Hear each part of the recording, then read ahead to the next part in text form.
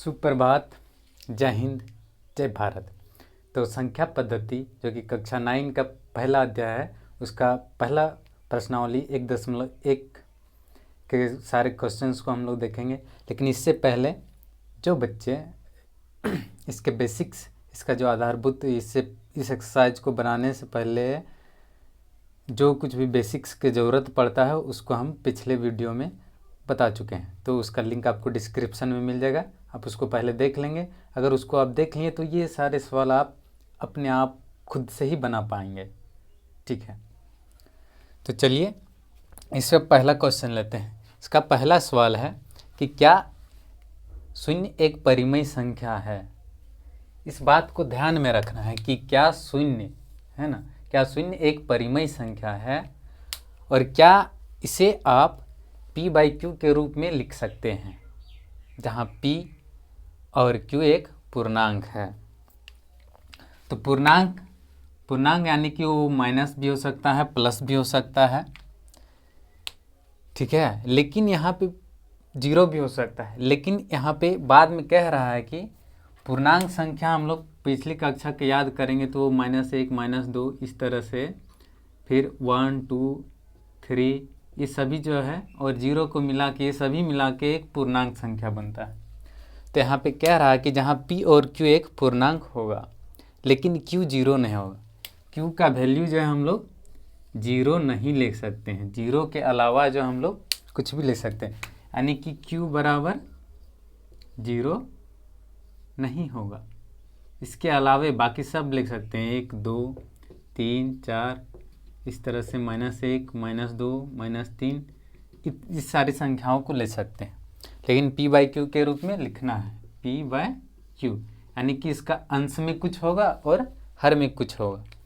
और p क्या क्या हो सकता है, p के लिए कोई कंडीशन नहीं है, है ना, कोई स्थिति नहीं बताया गया है, कोई शर्त नहीं रखा गया। यानी कि p जो है जीरो भी हो सकता है और ये -1 -2 +1 +2 3 ये सब हो सकता है।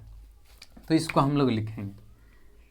तो ये सवाल है जीरो के लिए, किसके लिए, शून्य के लिए। क्या शून्य एक परिमेय संख्या है। तो शून्य, तो पहला तो इसका जवाब होगा कि हाँ, ठीक है, शून्य एक परिमेय संख्या है। तो क्या अब इसको हम p/q के रूप में लिख सकते हैं, पूछा जा रहा है अगला लाइन में। तो हाँ, इसको हम p/q के रूप में लिख सकते हैं। वो कैसे कि p का वैल्यू जो है हम लोग जीरो लिख के, q बराबर क्या होना चाहिए, जीरो नहीं होना चाहिए। तो जीरो ऊपर में हो सकता है, नीचे में 0/1 लिख सकते हैं हम लोग। इस तरह से जीरो को 0/3 लिख सकते हैं, क्योंकि 0/1 कुछ भी होगा तो क्या आएगा, जीरो।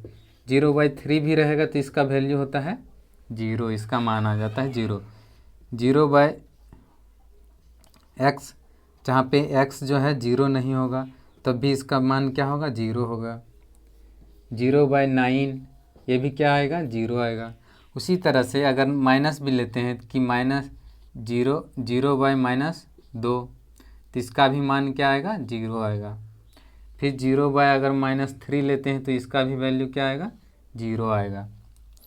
तो पहला क्वेश्चन का जवाब है कि जी हाँ, शून्य एक परिमेय संख्या है और उसको हम p/q के रूप में लिख सकते हैं, जहाँ q बराबर जीरो नहीं होना चाहिए, q बराबर जीरो नहीं होना चाहिए। तो q यानी कि हर, तो देखिए हर यहाँ पे इनमें से किसी में भी जीरो है क्या, हर कहीं पर भी जीरो नहीं है, शून्य नहीं है, ठीक है। तो हम लोग जीरो को जो है यानी कि शून्य को p/q के रूप में लिख सकते हैं। अब आता है हम लोग का दूसरा क्वेश्चन। दूसरा क्वेश्चन यह है कि 3 और 4 के बीच में 6 परिमेय संख्याएं ज्ञात करना है। तो परिमेय संख्या ज्ञात करने के लिए हम बेसिक्स में बता चुके हैं। अगर आप लोग उसको देख लिए हैं तो आप लोग खुद से बना सकते हैं, और नहीं फिर भी दिक्कत हो रही है तो यहाँ पे देखिए। और वैसे भी वो बहुत आसान है, आप लोग देख लेंगे, उसको ज़रूर देखिएगा, आप बना पाएंगे। बहुत अच्छे तरह से बताए हैं एकदम। तो 3 और 4 के बीच 6 परिमेय संख्याएं ज्ञात करना है। तो 3 और 4 कितने परिमेय संख्याएं ज्ञात करना है, 6। तो 6 परिमेय संख्याएं ज्ञात करना है, इसलिए उससे क्या करेंगे हम लोग, एक बढ़ा देंगे तो वो क्या हो जाता है, 7। तो 7 को जो है 3 का अंश में और हर में गुना करके लिखेंगे। उसी तरह से 3 और 4 के बीच निकालना है, तो 4 को भी जो है उसको हम लोग अंश में और हर में 7 से गुना करेंगे। तो फिर इसको लिखेंगे, ये क्या हो जाएगा 27 हो गया, ये 28/7 हो गया। तब ये देखें, ये जो 21/7 और 28/7 है, तो 21 और 28 के बीच में जो भी रहेगा, ठीक है, कौन कौन है, 22, 23, 24, 25, 26 और एक 27। अब सबका नीचे हर में क्या है 7, तो सबका हर में 7 दे देंगे। तो इस तरह से 3 और 3 6 परिमेय संख्याएं निकल गए हैं 21/7 और 28/7 के। इसका मतलब ये दोनों जो है और ये दोनों क्या है, कुछ नहीं 3 और 4 है। कैसे कि 7 × 21, 21/7 यानी कि 3, 28/7 यानी कि 4। तो जब हम लोग 21/7 और 28/7 के बीच 6 परिमेय संख्याएं निकालें, इसका मतलब ये है कि हम लोग 3 और 4 के बीच में 6 परिमेय संख्याएं निकालने हैं, क्योंकि 3 को ही तो लिखे थे हम लोग 21/7 और 28/7। ये 28/7 कुछ नहीं, सिर्फ 4 है, क्योंकि ये कट के उतना ही आएगा, ये भी कट के 3 ही आएगा। तो एक्चुअली में हम लोग निकाले हैं 3 और 4 के बीच में ये 6 परिमेय संख्याएं। अब तीसरा सवाल है कि 3/5 और 4/5 के बीच में 5 परिमेय संख्याएं ज्ञात करनी है। तो ये 5 परिमेय संख्याएं ज्ञात करने के लिए बोल रहा है, इसलिए हम लोग क्या करेंगे, एक बढ़ा देंगे। परिमेय संख्याएं 5 ज्ञात करना है, तो एक बढ़ाएंगे तो क्या हो जाएगा, ये हो जाएगा 6। 5 परिमेय संख्याएं ज्ञात करना है तो एक इंक्रीज कर देंगे, तो ये क्या हो जाएगा 6। ये क्वेश्चन नंबर 3 बना रहे हैं। तो 3/5 और 4/5 के बीच, ये रहा 3/5 और ये रहा 4/5। 6 परिमेय संख्या निकालना है, इसलिए दोनों के अंश में और हर में 6 से गुना करेंगे। इसके अंश में और इसके हर में, इस संख्या के भी अंश में और हर में 6 से गुना करेंगे। तो ये हो जाएगा 18/30, ये हो जाएगा 24/30। तो फिर से 18 और 24 के बीच जो संख्या है उसको हम लोग लिखते हैं।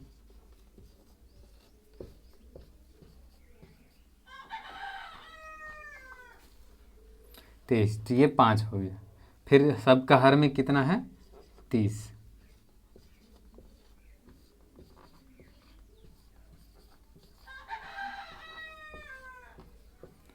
तो ये 5 परिमेय संख्याएं हैं जो कि 28/30 और 24/30 के बीच का है।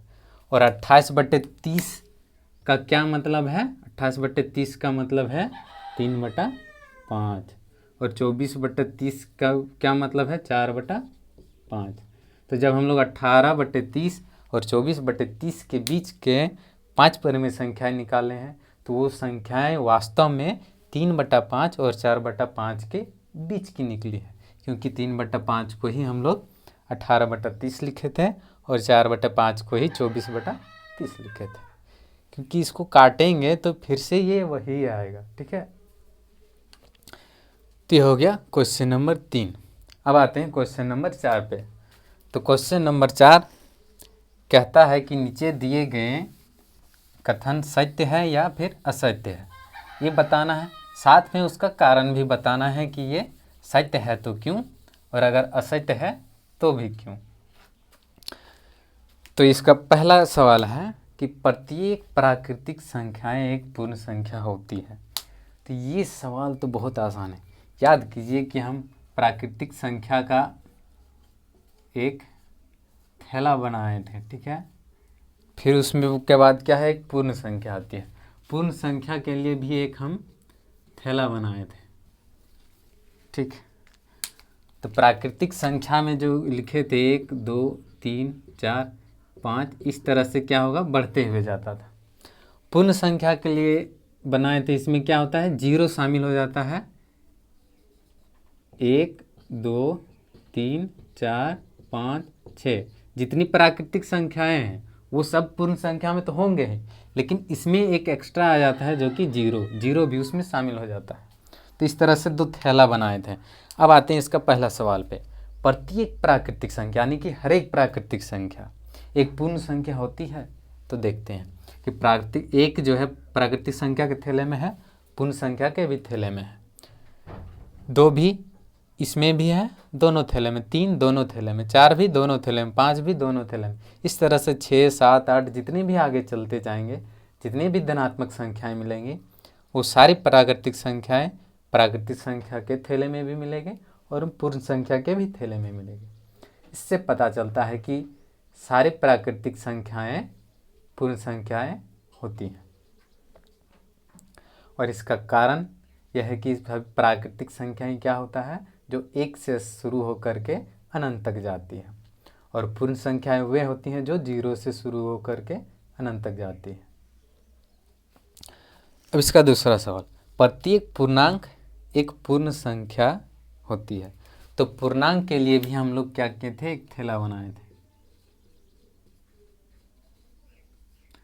अब पूर्णांक वाले के थैले में इसमें जो है ये सारी संख्याएं 0 1 2 3 4 ये होंगे, और इसके साथ में क्या इसमें -1 -2 -3 -4 से लेके इन्फिनिट अनंत तक है ना, ये सब भी जाके अनंत तक ये सब उसमें होते थे।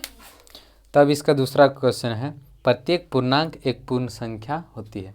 तो इसमें पूर्णांक है ना, तो ये सारे पूर्णांक हैं, 0 है तो ये पूर्ण है, 1 2 3 4 1 2 3 4 5 6 ये सभी जितना भी 0 और धनात्मक संख्याएं हैं वो पूर्णांक के थैले में भी है और पूर्ण संख्या के भी थैले में है।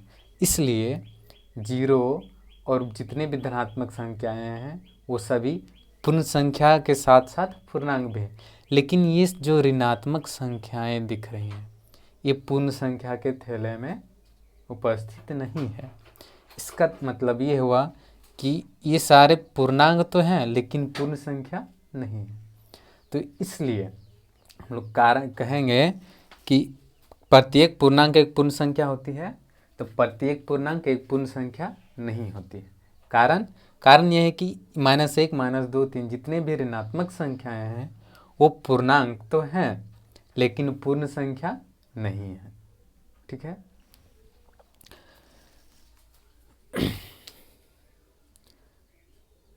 तो इसका जवाब, अब ये तीसरा क्वेश्चन, प्रत्येक परिमेय संख्या एक पूर्ण संख्या होती है। प्रत्येक परिमेय संख्या एक पूर्ण संख्या होती है। तो याद रखिए परिमेय संख्या यानी कि p/q है ना, p/q यानी कि अंश में भी कुछ होगा और कुछ हर में भी होगा। तो इस तरह की संख्याएं देखिए क्या उसमें है, नहीं है। और इस तरह की संख्याएं जब इसमें आ जाती है तो उसको हम लोग क्या कहते हैं, परिमेय संख्या है ना। तो थैले में तो है नहीं, तो इसमें तो इस तरह के कोई भी संख्या एक भी नहीं है, तो इसलिए हम लोग कह सकते हैं कि परिमेय संख्याएं जो है पूर्ण संख्या नहीं होती है। क्वेश्चन क्या, प्रत्येक परिमेय संख्या एक पूर्ण संख्या होती है। तो ये कथन असत्य है। प्रत्येक परिमेय संख्या, कोई भी परिमेय संख्या पूर्ण संख्या नहीं होती है। तो ठीक है, तो मिलते हैं अगले वीडियो में। जय हिंद, जय भारत। और मस्ती से पढ़िए, तंदुरुस्त रहिए, एक्सरसाइज कीजिए। ठीक है।